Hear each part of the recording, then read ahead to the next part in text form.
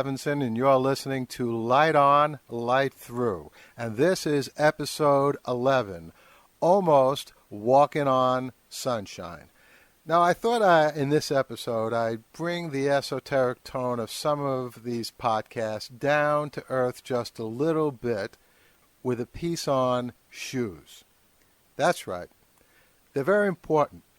We imprison our feet most of the time we're awake in these things, and we might as well make that confinement comfortable, and if we care about fashion, fashionable as well.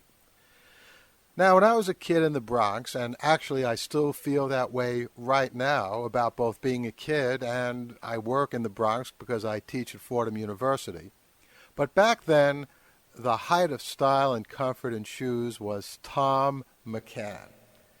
Now, the stores eventually went out of business. I think you can still get their shoes in some places. But truthfully, long before the stores went out of business and closed up shop, I jumped ship and switched to another shoe. This happened after my trip to London in 1976. It was actually my honeymoon. And we discovered there Crocs Wallabees. Now, these shoes were so comfortable that I didn't even care what they looked like. And for a good many years, I was very, very happy with my Crocs. But I don't know if this happens to you, but I find that lots of times when I really like a product, the company withdraws it or goes bankrupt. Now, I don't usually talk much about this because I don't want corporate hitmen to come after me. Wait a minute, what? Good thing they missed, but I'm going to keep doing this podcast anyway. So, products went out of business more than once after I'd come to really enjoy them. It happened to me with Afterbite. This was a great treatment for mosquito bites. And it happened with some kind of delicious sparkler drink that I can't even recall the name of.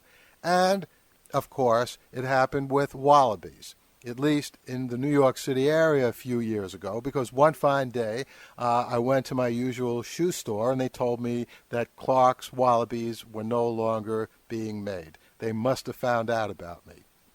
Well, this actually turned out to be a minor blessing in disguise because the loss of the Wallabees led me to discover Rockport shoes.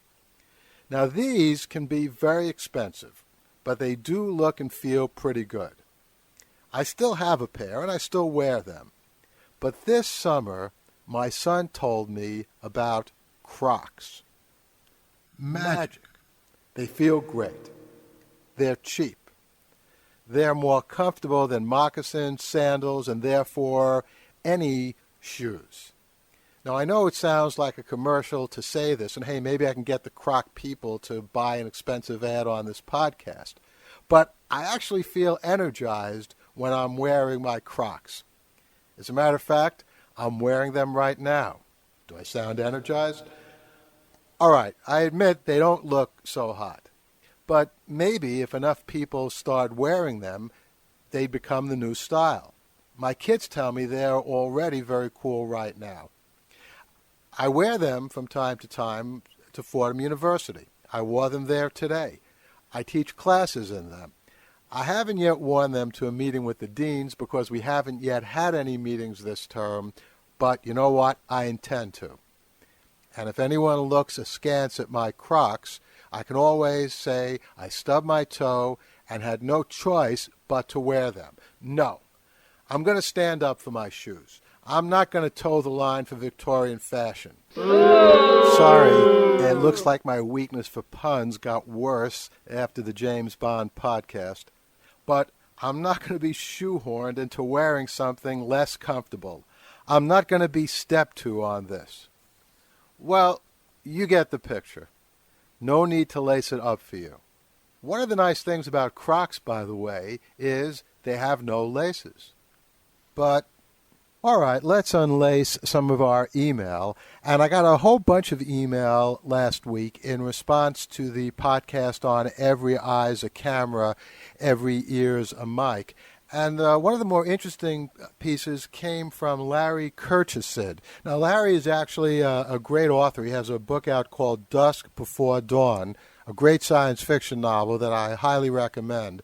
And he wrote to me saying that he thinks that someday soon, instead of video search, which we do quite well now, someone will build what Larry calls a video search and destroy. That is, go out and find a picture of me and delete it. So instead of Googling someone, you'll de-Google yourself. And I think this is a very good point. It is true that technologies always tend to sort of have a seesaw progression. A technology does something, we're happy about it for the most part, then we realize there are things we don't like about it, so we invent a technology that takes care of the problems of the first technology.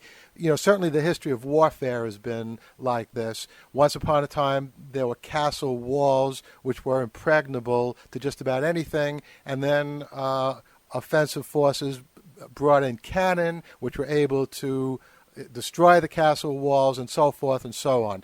So Larry may be onto something, but it is certainly also true that certainly in the immediate future, we're clearly in this world in which anyone and everyone just about can take a picture or make a recording of anyone else and then get it out to YouTube. And let's listen to a little voicemail from Beyond the Pale. Hey, Paul, Mike here. And if you haven't seen the latest Heroes that came out on November 27th, stop now.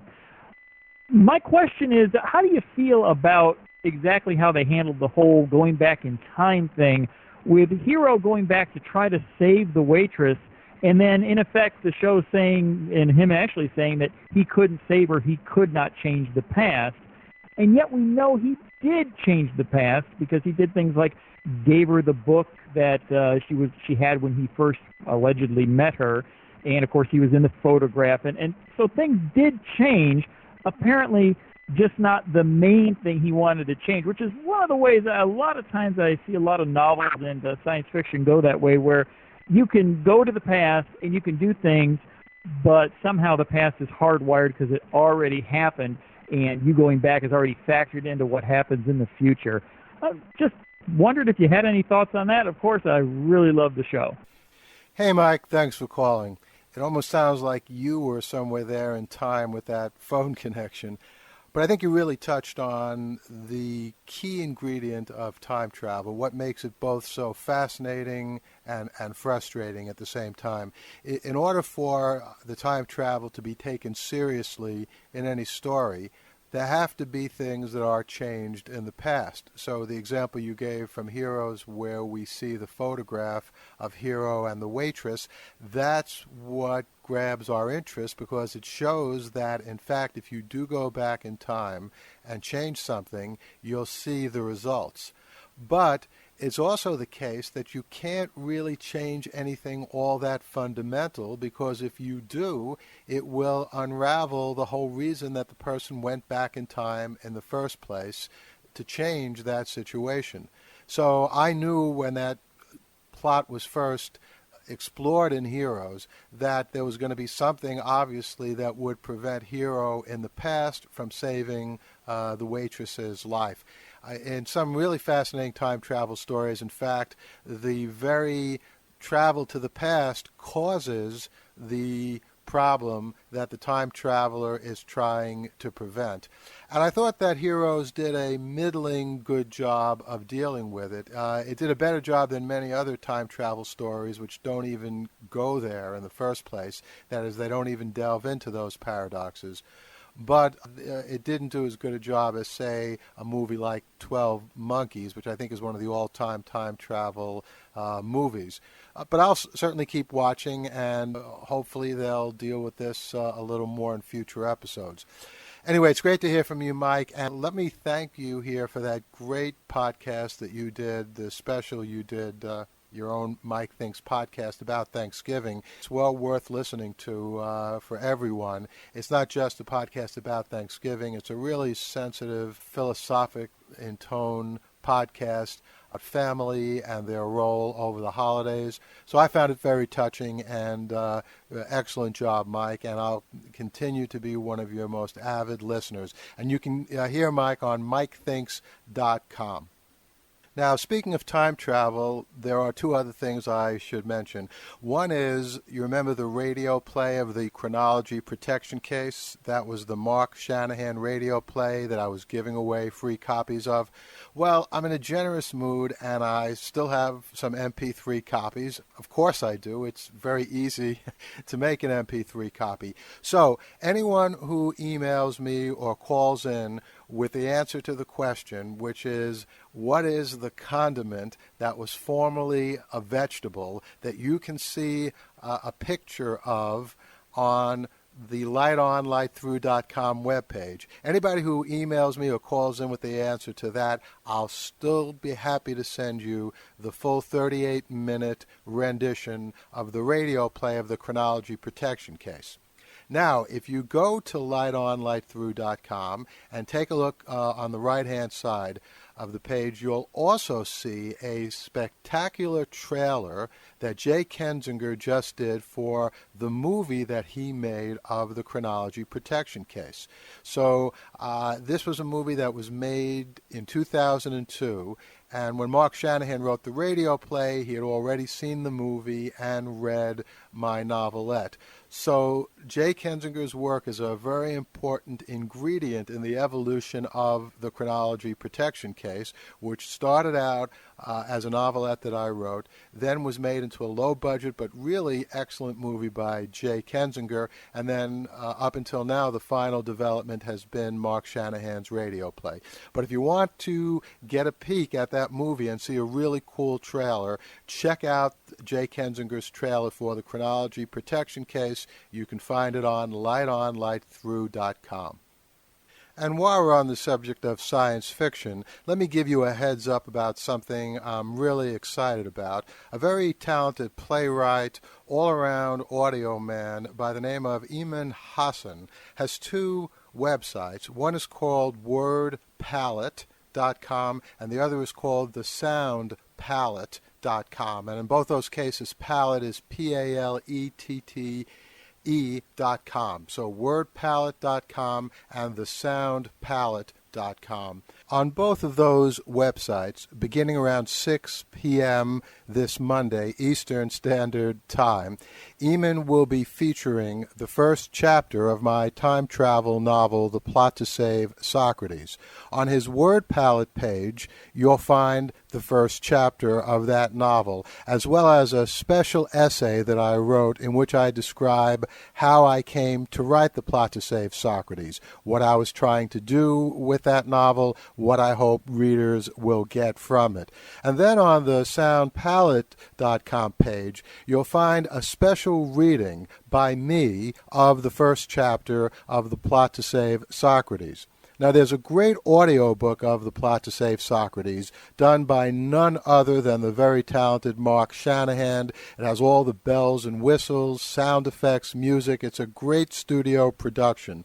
But I always also enjoy, as a listener, from time to time hearing an author read his or her own work. So if you enjoy that kind of thing and you get a chance to listen to me reading The Plot to Save Socrates, the first chapter of it, and you can find the link to that on soundpalette.com on Monday. I hope you enjoy it. How about a little music? This is a song called Mesa, Arizona by Jeffrey Foucault. I found it on Podsafe Music. I'll tell you all about it after you listen.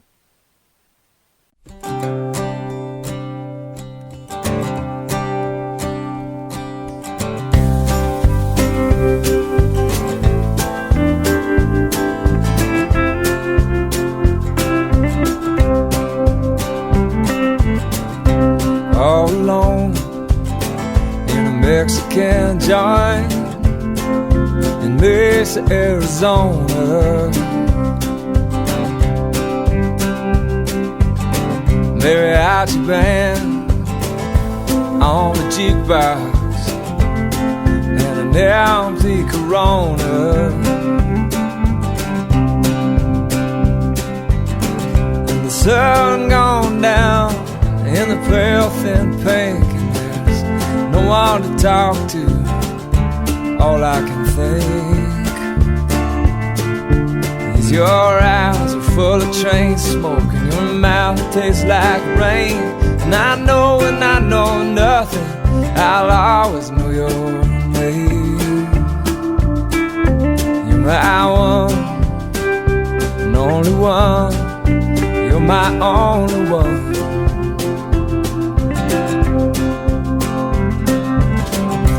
Out here working the neon lights, where the temperature is falling.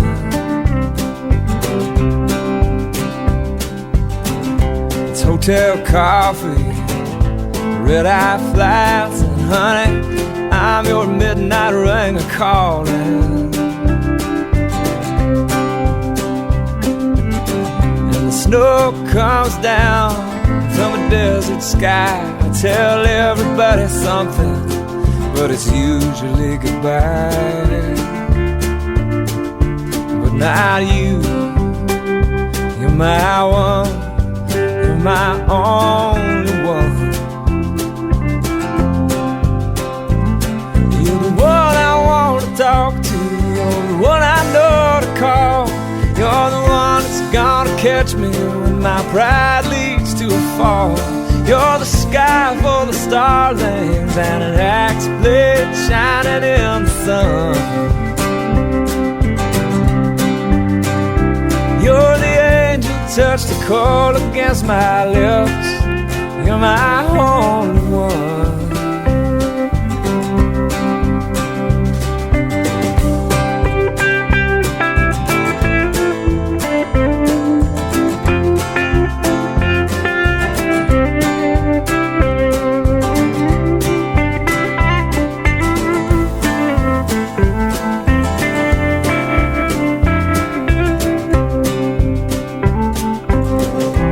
Real to real, the country rolls and the town slide by like ghost repeaters.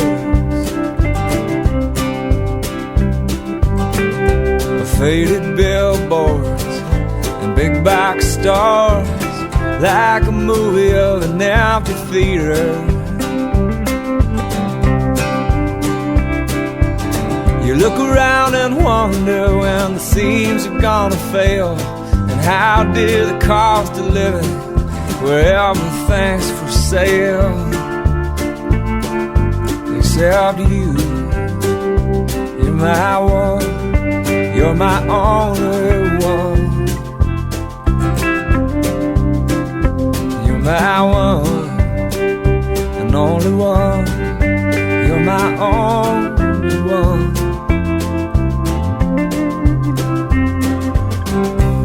I'm all alone in a Mexican joint in Mesa, Arizona.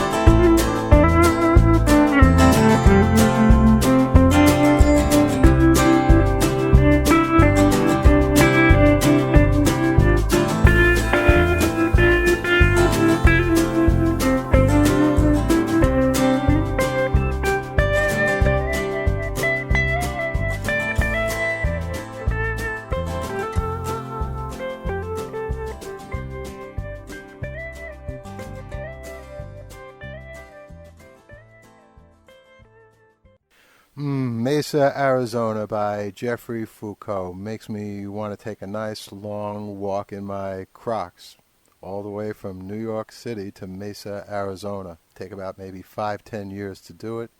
Should be nice. And you can find Mesa, Arizona, the recording, on music.podshow.com. You can find all kinds of great songs there. You can find Ebony Moore's Make It Count that I played here last week.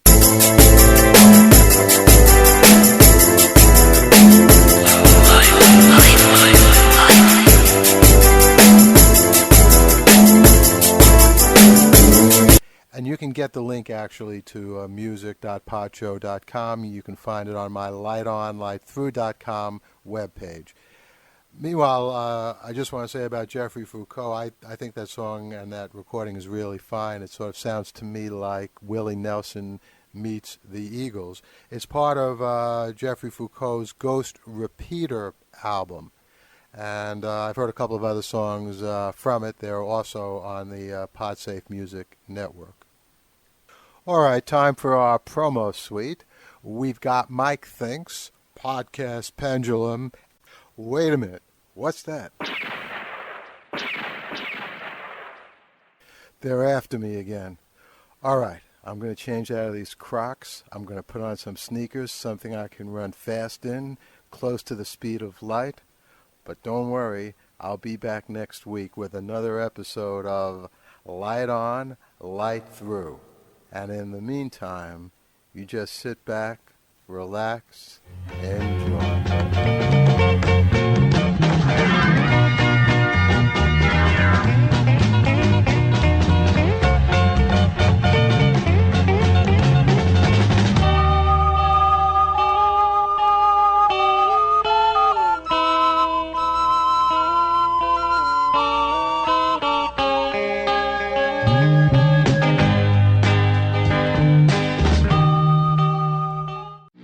Check out the Mike Thinks podcast, www.mikethinks.com. News and current events with an opinion.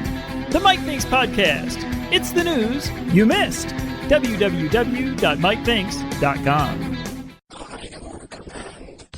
Are you a Battlestar Galactica fan? If you are, you need to check out the Combat Information Center. It's available at www.alanlight.com/galactica. That's www.alanlight.com/galactica. It's your one-stop source for all things Galactica. Do you enjoy science fiction and fantasy literature? Yeah. Are you interested in trends within the publishing industry? Sure. Then you need to check out the Adventures in Sci-Fi Publishing podcast. Really? That's right. Early episodes feature interviews with Ray Bradbury, Paul Levinson, R.A. Salvador, and more. Go to www.adventuresinscifipublishing.blogspot.com.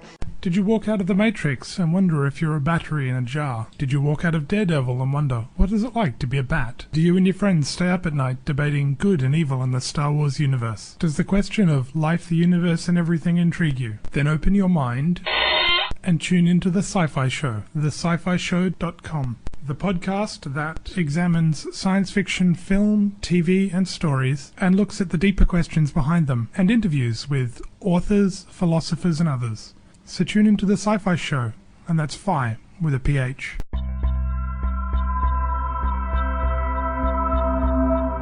Sometimes questions are more powerful than answers. How is this happening? What are they? Why them and not others? In a world where ordinary individuals I was at a bar. I had a beer. begin to discover their unique abilities. I think I can fly. 10 people from across the nation will chronicle the events as they unfold, I'm gonna be here. guiding fans from all over the world deeper into the extraordinary lives of heroes.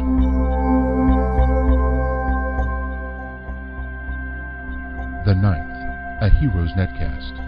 WWWs from all over the world deeper into the extraordinary lives of heroes.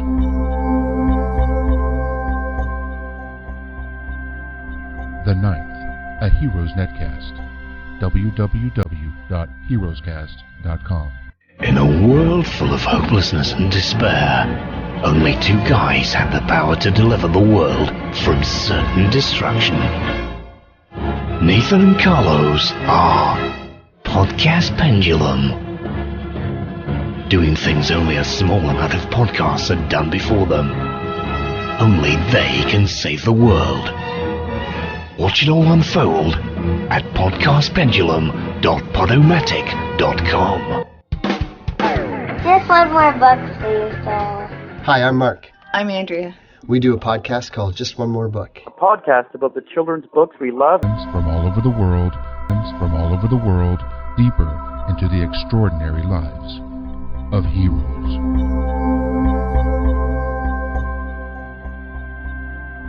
The Ninth, a Heroes Netcast. www.heroescast.com. In a world full of hopelessness and despair, only two guys had the power to deliver the world from certain destruction. Nathan and Carlos are Podcast Pendulum, doing things only a small amount of podcasts had done before them. Only they can save the world. Watch it all unfold at podcastpendulum.podomatic.com. Just one more book, please, Dad. Hi, I'm Mark. I'm Andrea. We do a podcast called Just One More Book. A podcast about the children's books we love and why we love them. Because we're crazy about kids' books. This is the best. 3 times a week, we go to a coffee shop in our neighborhood and we bring a children's book that we love from our own collection. We talk about why we love the book and how our daughters experience that book. We interview authors and illustrators. Hey, this is E.B. McHenry. This is Lee Edward Fody. Play listener-submitted reviews. It's my favorite book. Talk about how and where to find great books. They were just so in love with this book. Oh, yeah. They were just hanging off every word. And all the characters, Oh, too. yeah. You can find our podcast at justonemorebook.com. I got him today.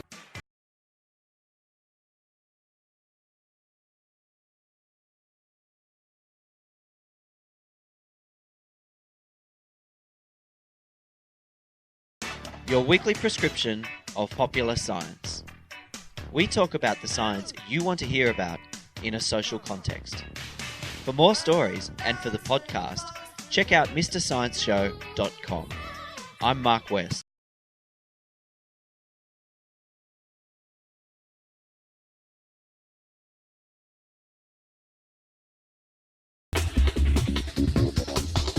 Embracing your creative side is a beautiful thing, and no one said you had to limit yourself. Each idea is a shining seed that can grow into something beautiful. I'm Phil Rossi,